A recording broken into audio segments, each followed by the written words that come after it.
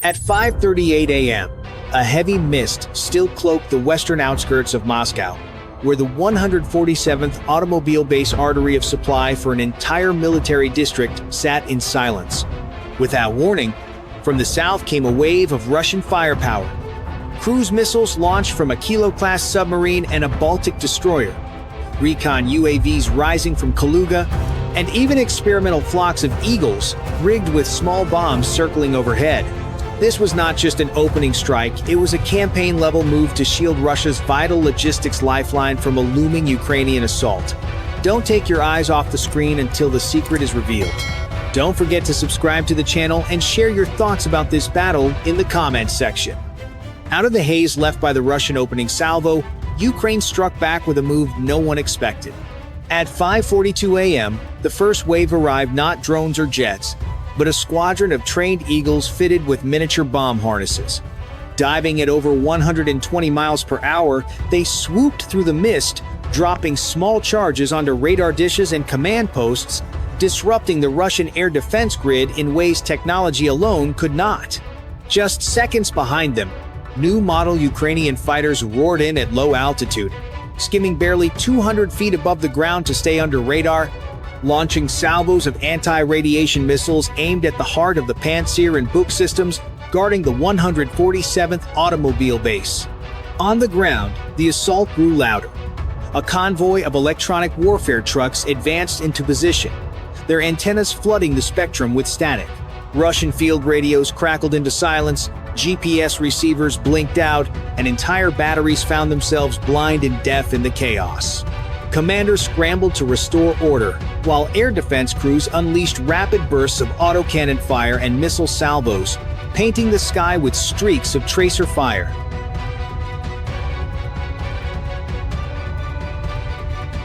The Russians had been caught off balance, but their response was swift. The first wave of Ukrainian ingenuity had drawn blood, yet the battle was only beginning. The clash around Moscow's critical supply base was about to escalate into a storm of steel, fire, and electronic warfare.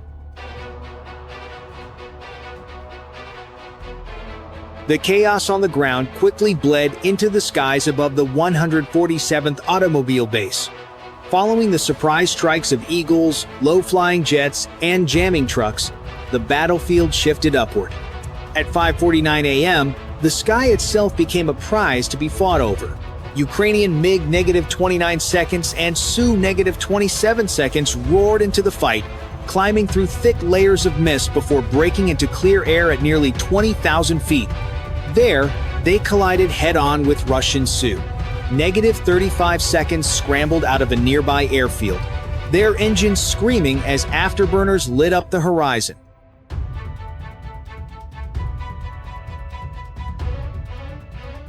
The duel quickly turned vicious. Ukrainian pilots pushed aggressive maneuvers, rolling into knife-edge turns and firing heat seekers at close range. Russian fighters responded with long-range radar-guided missiles, streaking across the sky at Mach speeds. Explosions dotted the air like fireworks, shockwaves rattling cockpits as flares and countermeasures lit up the gray dawn. Below them, Russian anti-air batteries came alive. Pantsir autocannons sprayed streams of tracers upward, while the heavier S-400 systems launched missiles with deafening roars, leaving smoke trails clawing into the heavens. Through this storm, swarms of Ukrainian kamikaze drones pressed their assault. Flying barely 150 feet above rooftops, they weaved through the deadly curtain of fire.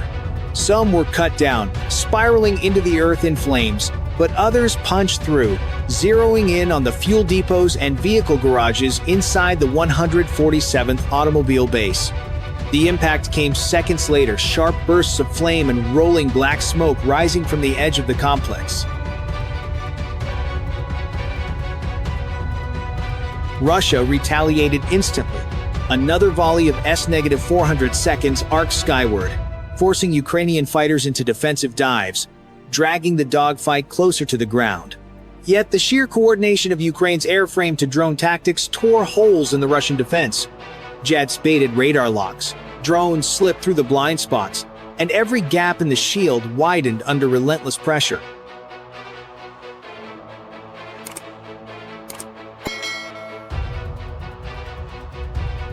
The result was a sky that no longer belonged to either side.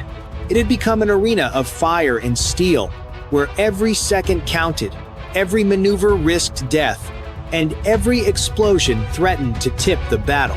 The fight for control of the air was no longer just about dominance overhead, it was about survival for the supply lifeline beating inside the 147th Automobile Base.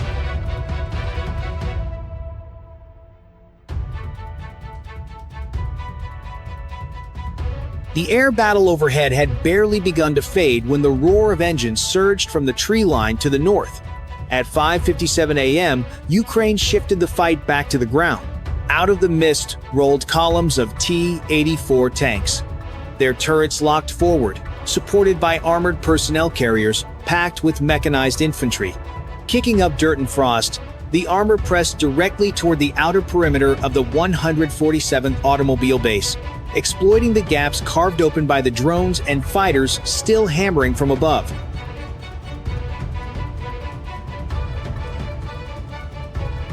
Russia was ready. From hardened revetments and hidden trenches, T-90 tanks emerged like steel predators, their 125mm cannons thundering with each shot. Alongside them, self-propelled artillery laid down a curtain of fire, blanketing the open approaches with high-explosive shells. In seconds, the entire base perimeter transformed into a fortress of steel and flame, where every meter was contested. Machine gun nests rattled without pause, their 7.62mm belts glowing red from the heat. Russian troops fired volleys of shoulder-launched missiles, streaks of white smoke cutting across the battlefield as they sought Ukrainian armor. The clash was deafening, an unrelenting wall of explosions, tracers, and shattering earth. Ukrainian infantry dismounted under fire, sprinting between tank hulls and wrecked supply trucks, returning fire with rifles and rocket launchers.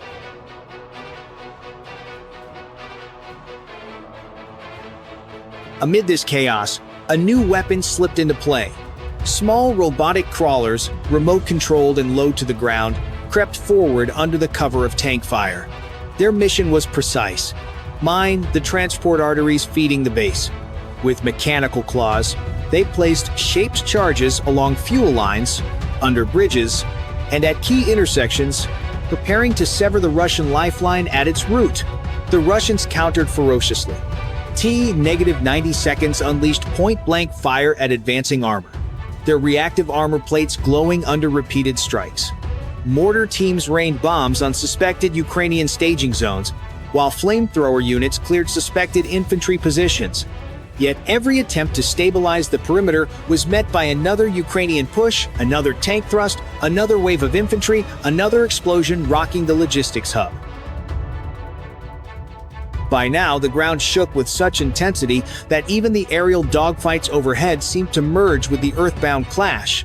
The fight for the skies had set the stage, but this was the brutal contest of steel on steel, blood and fire, where tanks and men collided at close quarters. The fate of the 147th Automobile Base no longer rested solely above in the clouds. It was being decided in mud, smoke, and flame, right at the gates of the supply fortress. The clash at the gates of the 147th Automobile Base was reaching a fever pitch when Russia widened the battlefield far beyond the smoke and wreckage of the perimeter. At 6:08 a.m., the thunder of naval firepower rolled in from the west. From the icy waters of the Baltic, Russian warships launched a coordinated barrage of Caliber cruise missiles, their engines glowing as they streaked low across the horizon at nearly 600 miles per hour.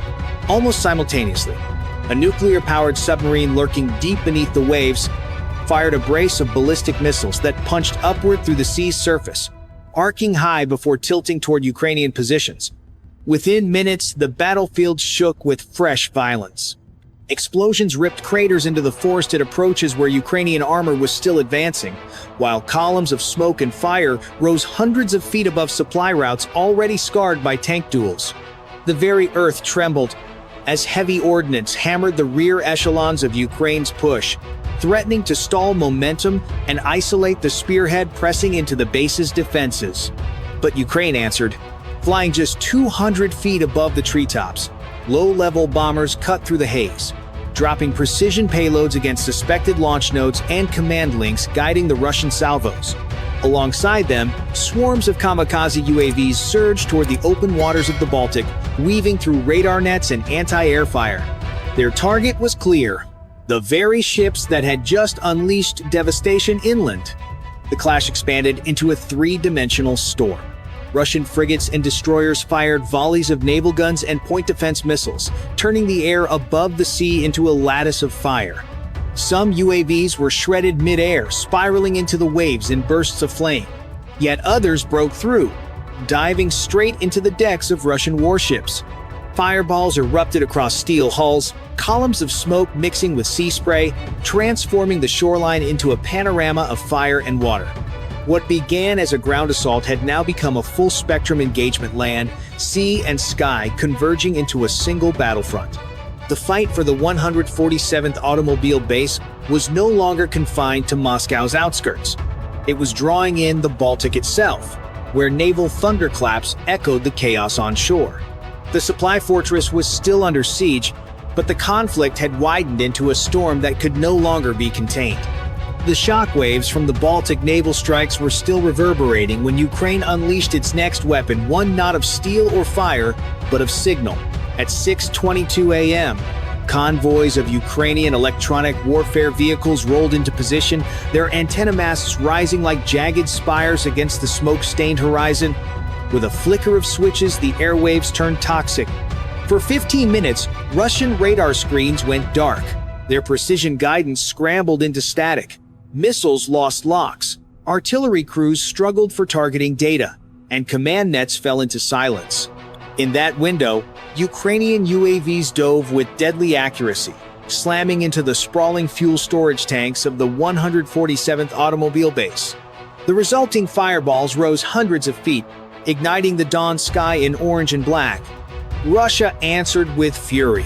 From hidden launch pads, waves of Lancet loitering munitions screamed into the air, circling hungrily for Ukrainian armor and artillery. Above them, Ka-52 attack helicopters skimmed treetop height, unleashing volleys of rockets and 30mm cannon fire into the advancing mechanized columns.